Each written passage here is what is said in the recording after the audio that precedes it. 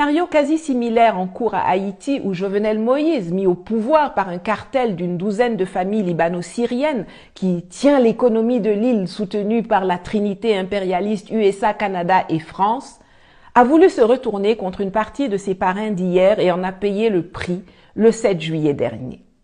Moïse était tout sauf un saint. C'était un corrompu, un hors-la-loi qui s'accrochait au pouvoir et qui est mort dans la violence qu'il a lui-même imposée à ses opposants et populations avec l'aide de gangs qui semaient la terreur dans le pays.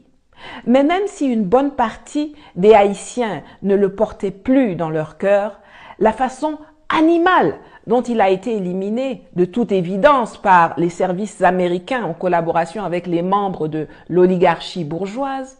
est ressenti comme un affront national et le peuple révolté, martyrisé et affamé exige que vérité soit dite et justice rendue.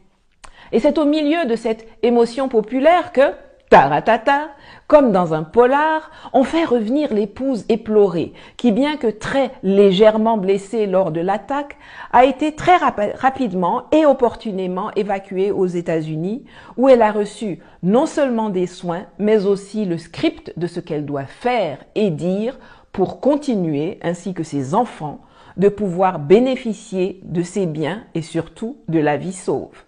Ne soyez donc pas étonnés si on nous la présente comme une possible successeur de son mari pour l'élection ou plutôt la sélection que les États-Unis veulent imposer en urgence aux Haïtiens.